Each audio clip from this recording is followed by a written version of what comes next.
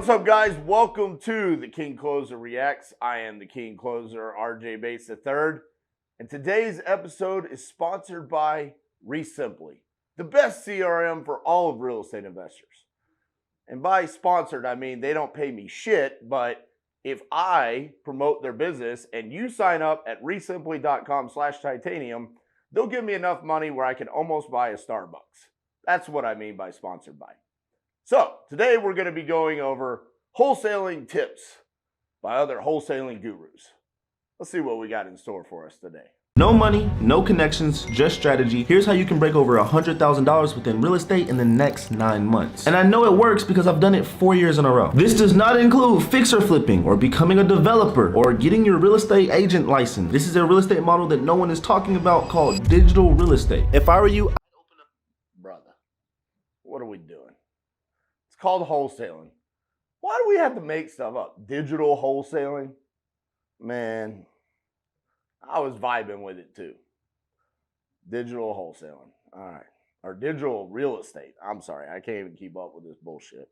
Let's keep going. I'd open up an incognito browser so no one can track your information. Access ChatGPT. This dude said you gotta open an incognito window so no one can track what you're doing. Oh my God. That's pretty next level. I'm not gonna lie. This the guy's creative. Digital real estate incognito tab. I thought I'd come up with some crazy ass shit, but no, this one's good. And search the lowest annual income cities in your state, along with a population over 30,000. Every state has at least 3 of these cities, and they're full of people who are in distress looking for cash. Now, these reasons could be anything from divorce, pre-foreclosure, bankruptcy, but they need cash fast. You're gonna pull a list of properties from this website called absentee owners. These are people who own the property but don't live in it. If you need money, why wouldn't you sell a property you don't live in? Reach out to the seller and offer them cash for their property. But guess what? We already know they're gonna say yes because we spied on their situation. We're gonna get them under contract and take this opportunity to an investor to pay us $10,000 in exchange for a new investment in his portfolio. And 9 times out of 10, he's gonna pull the trigger because he's gonna make $50,000 whenever he sells it. Digital real estate is probably one of the easiest ways to start building your real estate empire today. If you wanna learn more and maybe get a little bit more guidance, DM me the word escape. Man. All right, there's so much to say here. One, man, I just wish we would just call it what it is. Wholesaling real estate. It's not digital real estate. 2, when he says 9 times out of 10, the end buyer is going to say yes. I mean, man, you're simplifying it. Like, you're selling a dream that's not a reality. That's not how it is. I mean, if we were to put a metric to it, it would probably be the opposite. It's like 1 time out of 10.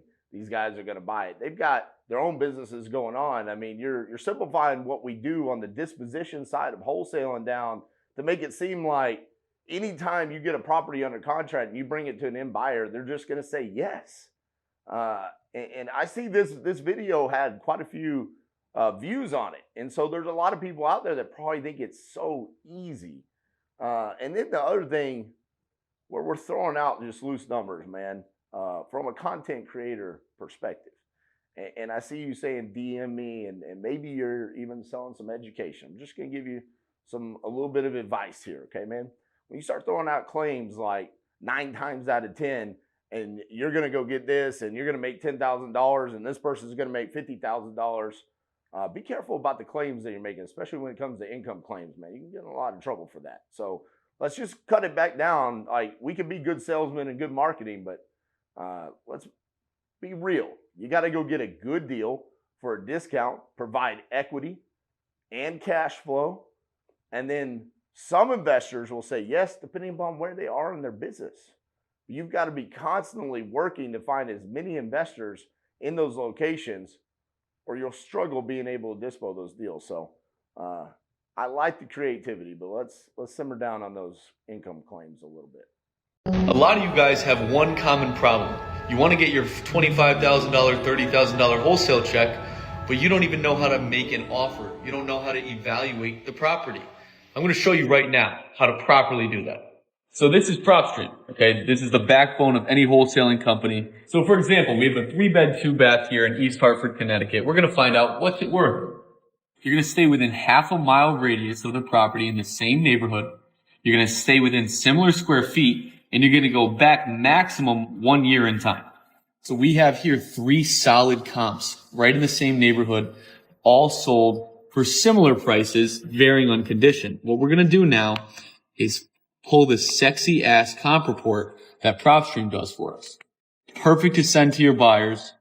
And what it does is it shows you after repair value. All right. Solid advice on how to comp and use PropStream. Man, I was very distracted by the music. That was insane. Felt like I was in like a 1980s like weirdo jazz movie or something. Like what was happening? But on the advice of how to comp and whatnot, pretty solid. I would say the only tweaks that I like to make there is, yes, the default settings on PropStream are for a half mile. I like to narrow it down to a quarter mile, see what's available. The other thing is don't take the default settings on the square footage. If you see there, if you scroll in, he's got like a 500 square foot difference. In some neighborhoods, you need to narrow that down to maybe 200-300 square feet. So then you can really see what you're looking at. Only other thing he didn't mention, year built. You want to make sure that if you've got a 1970s build, you're not having a 2010 build or a 2020 build sneaking in there and pumping up that after repair value. So there's some subtle nuances. I understand this is a YouTube short, but overall, like the guidance, just make sure there's a few little tweaks there on how to do that. Real estate is an awful way for you to actually make money. Option 1, you can go buy a single family home for $400,000, the average price in the US, and then you rent it out to somebody. Well, the average rent nets you, profit-wise, about $167 a month. So you're taking a $400,000 risk for a couple $100 a month. Then you take the average small business, you could buy same way you could for buying a piece of real estate. So $400,000 business, you put some money down and get the rest from the SBA or seller financing, and the average small business makes 10 to 15% per year. You're cash flowing tens of thousands of dollars from a business instead of real estate. Real estate is an awful way for you to actually make money. All right, Miss Codie Sanchez. Let's unpack this. You know, you are an educator on how to buy small businesses. That's what you do. I am an educator on how to be a real estate investor. What I don't do is make reels, podcasts, shitting on how to buy small businesses, because that's not what I do. And clearly, you don't buy real estate and you don't know what we teach, because nowhere ever in the decade of me teaching people and building out content and being a real estate investor have I ever told anyone to go pay full retail in a piece of real estate and then rent it out for $197 a month. We don't do that. So real estate investing is not an awful way to build a business. In fact, that's just such a ludicrous statement for you to make. And I like you. I had you on the podcast back in 2018. And you're an amazing business operator. But to say that real estate is an awful investment, I have to disagree. And so would all of the millionaires that have built their empires off of real estate. So my suggestion, stick to what you talk about. And I'll stick to what I talk about. Because I have no idea what you do and how you do it. And clearly, you have no idea what I do and what I talk about. So stay in your lane, I'll stay in mine. See you down the road. All right, what is the wholesale tip of the day? Most people don't succeed at wholesaling because they don't simply take the time out to educate themselves. If you want to succeed at anything, it makes it a lot easier if you just simply know what to do. Boom. Boom! Flip man. I love it. So he talks about people just don't take the time out to educate themselves. And when it comes to wholesaling, I have never seen an industry just want to get results faster. And I think it has to do with maybe some of the reels that we saw earlier in this episode, right? The ones that say, you just go do this, and then you make $10,000, and 9 times out of 10, they say yes. See, you never really see a reel that says, hey, you're just going to go read this book, and you're going to make $200,000 being an attorney. And all you got to do is just read this book and then you'll do it. 9 times out of 10, you'll win your cases. No, they tell you, your ass has got to go get a bachelor's degree and then you got to do 4 more years of law school. And then you got to maybe get clients to make some money. And it's like, shit, being an attorney's hard. Well, here's the thing. Wholesaling is hard. It's a very simple business. Find someone that needs to sell a property for a discount. You contract it, and then you find an investor that wants to buy that from you for a spread. Very simple. But there's all sorts of nuances that come along with that.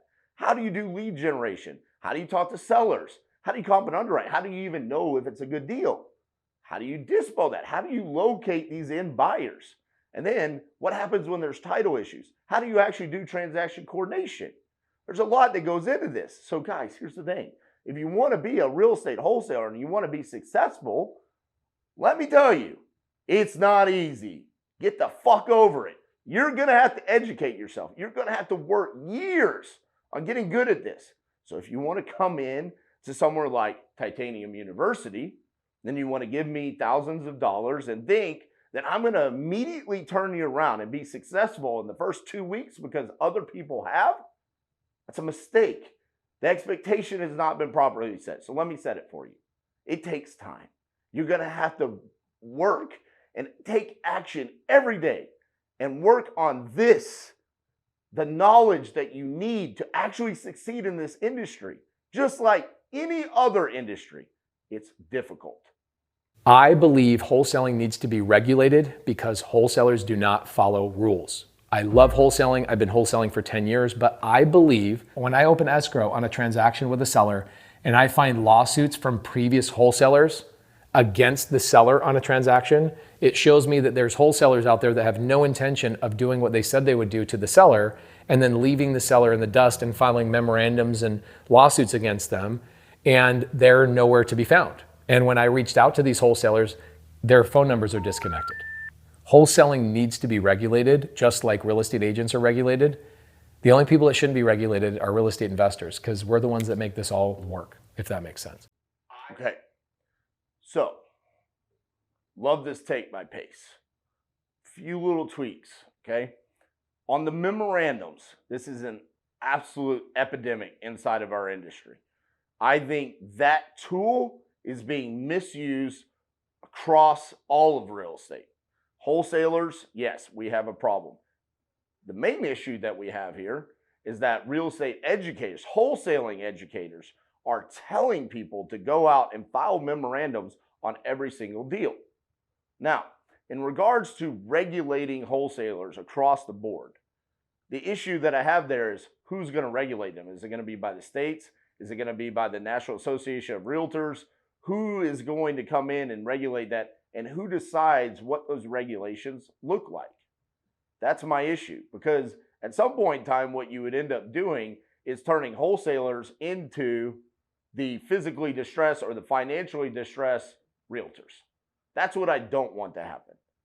Now, the issues that we have in regards to misusing or abusing a tool like a memorandum, if that's an issue that wholesalers are using incorrectly, let's regulate the tool. How and who and when and why would a memorandum be used? Let's look at that. So instead of saying we need to regulate wholesalers, let's look at the tools that can be misused. Let's change that. Let's fix how that's being used and misused and abused. Let's do that. Because I think from there, it's not only impacting wholesalers, but it's also impacting real estate investors. Like you said, shouldn't be regulated. I disagree with that. If we're saying real estate investors have never misused a memorandum, I don't think that's the case. If wholesalers have done it, I think an end buyer's also done it as well.